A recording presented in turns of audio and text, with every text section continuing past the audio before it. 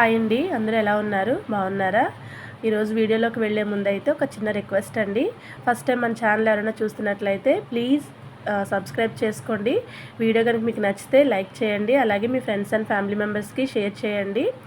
అయితే ఇక్కడ మేము రైతు బజార్కి అయితే వెళ్తున్నామండి. మార్నింగ్ 2 డేస్ నుంచి జ్వరం అలాగే జలుబు ఉంది నాకు. వర్షం పడడం వల్ల అసలు బయటికి కూడా వెళ్ళలేకపోయాము. ఈరోజు మార్నింగ్ అయితే రైతు బజార్కి వెళ్ళి కొంచెం కాయగూరలు తీసుకుందాం కదా అని వెళ్ళాము. అయితే కాయగూరలు తీసుకొని అక్కడి నుంచి అయితే మేము రిటర్న్ అయిపోతున్నాం ఇంటికి. ఇంటికి వచ్చేసిన తర్వాత ఏమేమి కాయగూరలు తీసుకున్నామో నేను చూపిస్తున్నాను చూడండి. ఇక్కడ ములక్కాయలు తీసుకున్నాను, ఎందుకంటే ఈరోజు సాంబార్ చేస్తాను. నాకు కొంచెం జలుబుగా ఉంది కదా, అందుకని నాకు సాంబార్ తినాలనిపించింది. సో పుల్లగా కొంచెం సాంబార్ చేసుకుందాం అని చెప్పి ములక్కాయలు తీసుకున్నాము. అలాగే కొంచెం కొత్తిమీర, కరివేపాకు, కొంచెం బెండకాయలు కూడా తీసుకున్నాము. తర్వాత ఈవినింగ్ అయితే మిర్చి బజ్జీ చేద్దామని మిర్చి బజ్జీ కూడా తీసుకున్నాము. మీకైతే ఈ షార్ట్ అయితే వస్తుంది, ప్లీజ్ వాచ్ చేయండి. ఇక్కడైతే మేము తర్వాత బీట్రూట్ తీసుకున్నాను, అలాగే బెండకాయలు, కొంచెం పచ్చిమిరపకాయలు కూడా తీసుకున్నాను. అయితే ఈరోజు మార్నింగ్ రొటీన్ అయితే నేను మీతో షేర్ చేస్తున్నానండి. ఈరోజు మార్నింగ్ నుంచి ఏం చేశాను అనేది వీడియోలో అయితే వస్తుంది. 2 డేస్ నుంచి నాకు ఫీవర్గా ఉండడం వల్ల అసలు నేను ఇంట్లో అయితే ఏ పని చేయలేకపోయాను. నైట్ అయితే కొంచెం ట్యాబ్లెట్స్ వేసుకోవడం వల్ల నాకు కొంచెం తగ్గింది.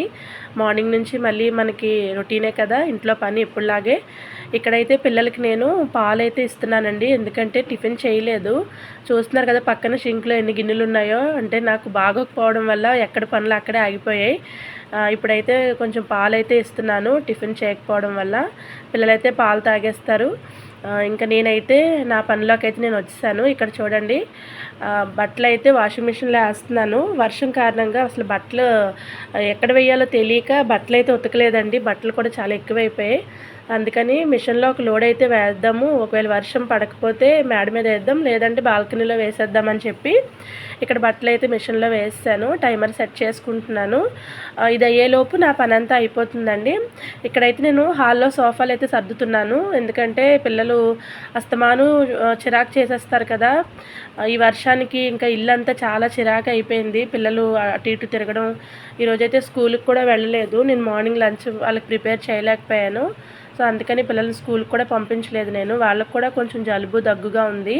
ఇక్కడైతే నేను సోఫా అంతా నీట్గా సర్దేసుకొని ఇల్లంతా ఊడ్చేస్తున్నానండి.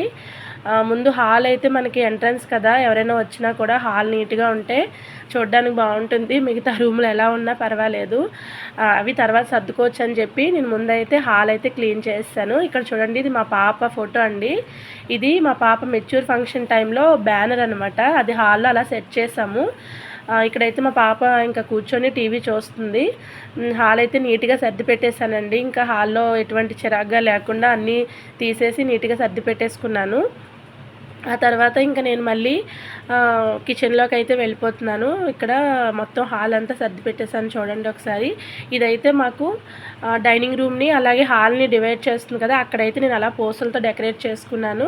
ఇది మా పాప బాబు చిన్నప్పుడు ఫొటోస్ అండి. ఇది వాళ్ళే తయారు చేసుకున్నారు. అంటే ఓల్డ్ది ఒకటి ఉంటే దాని మీద ఫొటోస్ అంటించారు. ఇక్కడ చూడండి, మా పాప తన బట్టలన్నీ మడత పెట్టుకుంటుంది. నాకు కొంచెం హెల్ప్ చేస్తుంది అనమాట. ఆడపిల్లకి అన్ని పనులు నేర్పించాలండి మనం. అలా చేస్తే మనకి కొంచెం హెల్ప్ఫుల్గా ఉంటుంది కదా బాగోలేని టైంలో. ఇక్కడైతే నేను షింక్లో గిన్నెలన్నీ కడిగేశాను, షింక్ అంతా నీట్గా చేసుకున్నాను. ఆ తర్వాత అయితే స్టవ్ క్లీన్ చేస్తున్నాను. ఇక్కడ 2 డేస్ నుంచి మరి నాకు హెల్త్ బాగోకపోవడం వల్ల అయితే మరి అస్సలు ఏమీ చేయలేకపోయానండి. నాకైతే చాలా చిరాకు అనిపించింది. అసలు ఎలా అయినా సరే ఈరోజు అన్నీ క్లీన్ చేసుకోవాలనుకున్నాను. రేపు మళ్ళీ మార్నింగ్ అయితే నాకు ఖాళీ ఉండదు, అందుకని ఈరోజు అన్ని పనులు చేసుకుందామని అయితే ఇక్కడ స్టవ్ అంతా క్లీన్ చేసేస్తున్నానండి. నా వాయిస్ కొంచెం ఇబ్బందిగా ఉంది.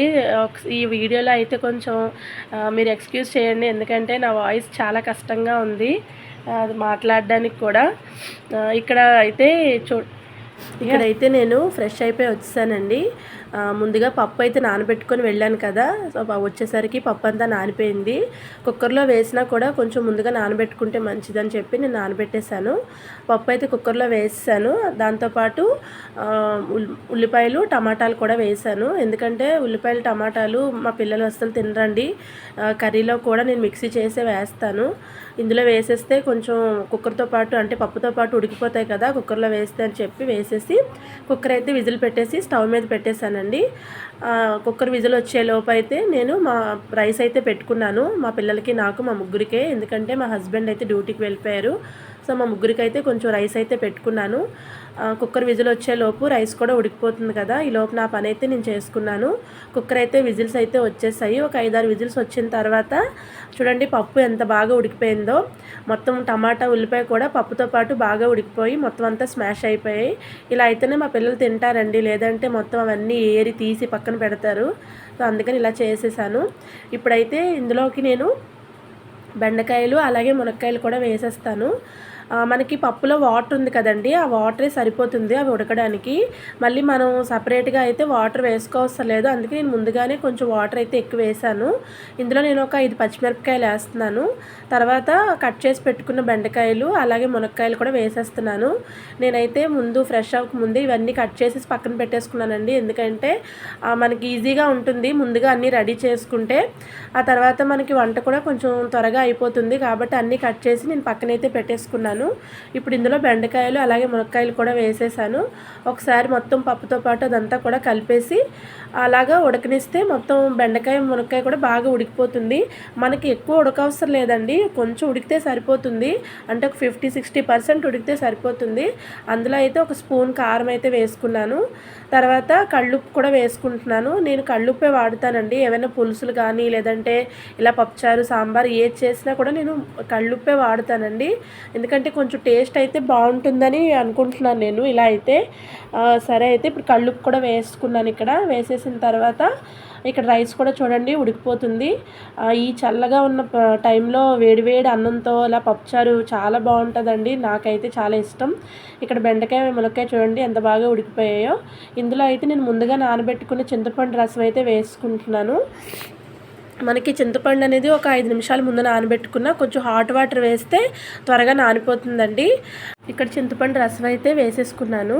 అంటే పప్పుచారు నేను కొద్దిగా పలచగా చేస్తున్నానండి, నాకు పలచగా ఉంటేనే ఇష్టం. మా అమ్మగారు ఇలాగే చేసేవారు, నాకు పలచగా పప్పుచారు చేస్తే చాలా ఇష్టం. సో మా పిల్లలకు కూడా అలాగే ఇష్టం. నేను అందుకనే కొంచెం వాటర్ అయితే ఎక్కువే వేస్తున్నాను. అంటే చింతపండు గుజ్జు మనకు కావాల్సినంత వేసుకున్న తర్వాత మనం ఎంత కావాలో అంత వాటర్ అడ్జస్ట్ చేసి వేసుకోవచ్చండి.